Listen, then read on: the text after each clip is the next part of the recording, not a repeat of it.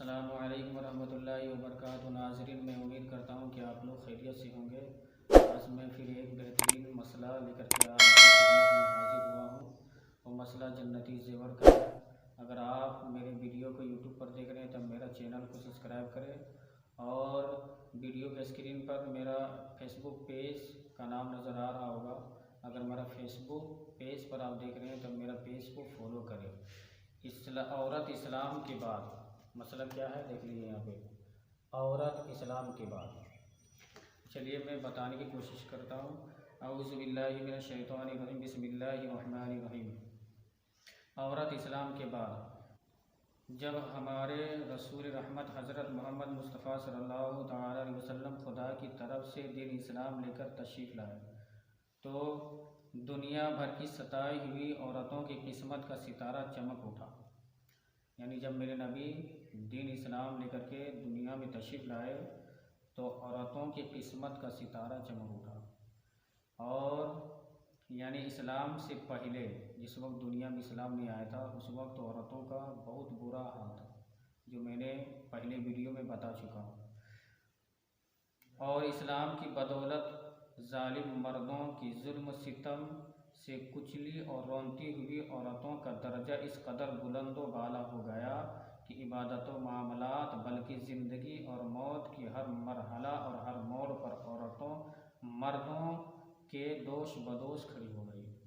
यानी जालिम मर्द यानी औरतों को कोई कत्ल नहीं करता था, उसको कोई इज्जत नहीं करता था। यानी मेरे नबी जब दुनिया में तशरीफ़ लाए दीन इस्लाम लेकर के तो इस कदर यानी औरतों का किस्मत चमक उठा कि औरतों की इज्जत व कदर होने लगी। और ये इस्लाम के कानून के तहत ये हुआ मेरे नबी की सदक़े।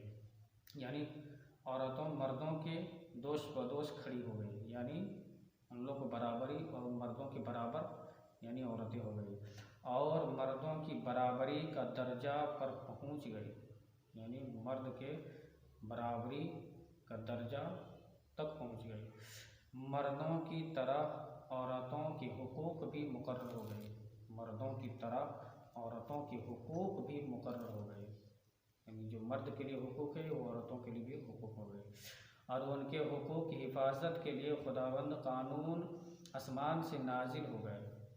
यानी खुदा की तरफ से कानून आसमान से नाजिल हो गए और उनके हुकूक दिलाने के लिए इस्लामी कानून की अदालतें कायम हो गई। यानी इस्लाम के कानून यानी उनकी अदालतें कायम हो गई मेरे नबी की सदक़े में। जब मेरे नबी इस्लाम लेकर के इस दुनिया में आए, औरतों को मालिकाना हुकूक हासिल हो गए। पहले औरतों का मालिकाना जो हुकूक था उन लोग का नहीं मिलता था, वो भी हुकूक हासिल हो गए। जब मेरे नबी इस्लाम लेकर के इस दुनिया में आए तो औरतों का जो मालिकाना हुकूक है, जो उस पर उसका हक़ है, वो भी हासिल हो गए। चुनांचे औरतें अपने महर की रकमों, अपनी तिजारतों, अपनी जायदादों की मालिक बना दी गई। यानी औरतें अपने महर की रकमों, अपनी तिजारतों यानी अपनी तिजारतों, अपनी जायदादों की मालिक बना दी गई। उसकी जायदाद की भी मालिक बना दी गई औरतों की। और अपने माँ बाप, भाई बहन, औलाद और शोहरों की मिरासों की वारिस करार दी गई। अपने भाई बहन, औलाद, शोहर की मिरासों की वारिस भी करार बना दी गई। गर्ज़ वो औरतें जो मर्दों की जूतियों से ज़्यादा ज़लील ख्वार और इंतहाई मजबूर लाचार थी, वो मर्दों के दिलों का सुकून और उनके घरों की मालिकाना बन गई। जो औरतें यानी मर्दों की जूतियों से ज़्यादा ज़लील ख्वार थी, वो औरतें यानी मर्दों के दिल का सुकून और उनके घरों की मालिकाना बना दी गई जब मेरे नबी इस्लाम लेकर के इस दुनिया में तशरीफ़ लाए।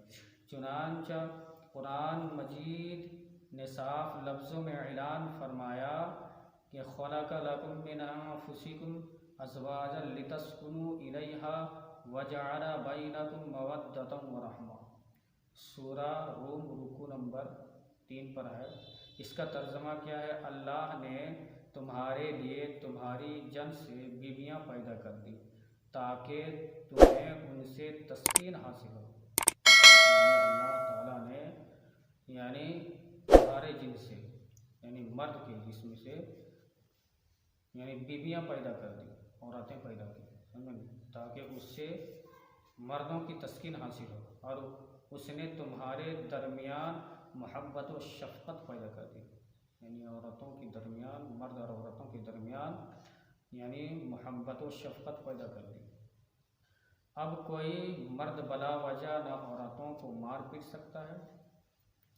अब कोई मर्द बला वजह औरतों को मार पीट नहीं सकता है, न उनको घरों से निकाल सकता है, न उनको घरों से निकाल सकता है, न कोई उनके माल व असबाब या जायदादों को छीन सकता है, न कोई उनको माल व असबाब या जायदादों को छीन सकता है, बल्कि हर मर्द मजहबी तौर पर औरतों के हुकूक अदा करने पर मजबूर है। यानी बल्कि हर मर्द मजहबी तौर पर यानी इस्लाम के तौर पर औरतों के हुकूक अदा करने पर मजबूर है। चुनांचे खुदावंद कुद्दूस ने कुरान मजीद में फरमाया कि वलाहुन्ना मिसलुल्लज़ी अलैहिन्ना बिल मारूफ, सूरह बकरा की आयत है। तर्जमा ये है, औरतों के मर्दों पर ऐसे ही हुकूक हैं जैसे मर्दों के औरतों पर अच्छे सलूक के साथ। यानी औरतों के मर्दों पर ऐसे ही हुकूक है जैसे मर्दों के औरतों पर अच्छे सलूक के साथ। यानी अच्छा सलूक करना है, बुरा सलूक नहीं करना, अच्छा सलूक करना है। और मर्दों के लिए ये फरमान जारी कर दिया, यानी मर्दों के लिए ये फरमान जारी कर दिया। एक जगह और कुरान करीम की इरशाद मुबारक है, वाशिरुहुन्ना बिल मारूफ, वाशिरुहुन्ना बिल मारूफ, सूरह निसा रुकू नंबर 3 में है। और अच्छे सलूक से औरतों के साथ ज़िंदगी बसर करो। कुरान में भी फरमा दिया है कि और अच्छे सलूक से औरतों के साथ ज़िंदगी बसर करो। तमाम दुनिया देख ले कि दीन इस्लाम ने मियाँ बीवी की इज्तिमाई ज़िंदगी की सदारत अगरचे मर्द को अता फरमाई है और मर्दों को औरतों पर हाकिम बना दिया है, ताकि निज़ाम खानादारी में अगर कोई बड़ी मुश्किल आन पड़े तो मर्द अपनी खुदादाद ताकत और सलाहियत से उस मुश्किल को हल कर दे। यानी तमाम दुनिया देख ले, दीन इस्लाम ने मियाँ बीवी की इज्तिमाई ज़िंदगी यानी उसकी ज़िंदगी में वो जो भी चीज़ें हैं, जो भी चीज़ें ज़रूरतों का है, वो यानी अपने खुद से उनके मर्द यानी मर्द हजरात यानी अपनी ताकत से व सलाहियत से उसकी हर चीज़ को मुश्किल को हल करना है।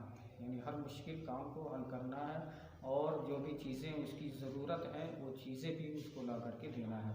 लेकिन उसके साथ साथ जहाँ मर्दों के कुछ हुकूक औरतों पर वाजिब कर दिए हैं, यानी उसके साथ साथ यानी मर्दों के कुछ हुकूक औरतों पर भी वाजिब कर दिए, वहाँ औरतों के भी कुछ हुकूक मर्दों पर लाजिम ठहरा दिए हैं।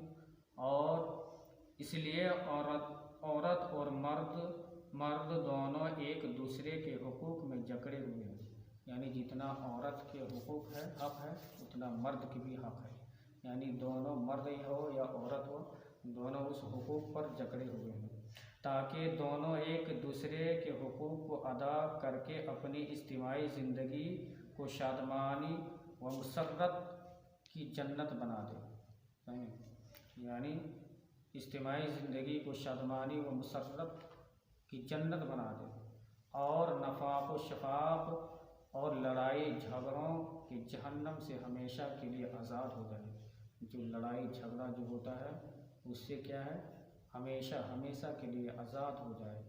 इसलिए मेरे नबी जब दीन इस्लाम लेकर के इस दुनिया में तशरीफ़ लाए तो ये सारा हुकूक मर्द पर भी और औरतों पर भी लाजिम कर दिया। औरतों को दर्जात व मरातब की इतनी बुलंद मंजिलों पर पहुंचा देना ये हुजूर नबी रहमत सल्लल्लाहु अलैहि वसल्लम का वो एहसान अज़ीम है कि तमाम दुनिया की औरतें अपनी ज़िंदगी की आखिरी सांस तक उस एहसान का शुक्रिया अदा करती रहे, यानी मेरे नबी की शुक्रिया, अल्लाह उसके रसूल का शुक्रिया अदा करते रहे। फिर भी वह उस एहसान अज़ीम के शुक्रगुजारी के फ़र्ज से सबकदोश नहीं हो सकते, यानी शुक्रगुजारी सबकदोश नहीं हो सकते। सुभान अल्लाह, अल्लाह तमाम दुनिया के मोहसिन आज़म हुज़ूर नबी अकरम सल्लल्लाहु तआला अलैहि वसल्लम की शान रहमत का क्या कहना। वह नबियों में रहमत लक़ब पाने वाला, शायर ने क्या खूब अंदाज से कहा है कि वह नबियों में रहमत लक़ब पाने वाला, मुरादें गरीबों की बर लाने वाला, मुसीबत में गरीबों के काम आने वाला, वो अपने पराए का गम खाने वाला, फ़कीरों का मावा, ज़ईफ़ों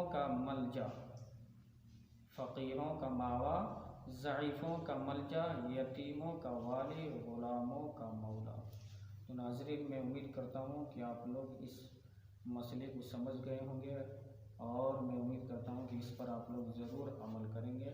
अब मुझे इजाज़त दीजिए। अस्सलामु अलैकुम व रहमतुल्लाहि व बरकातुहू।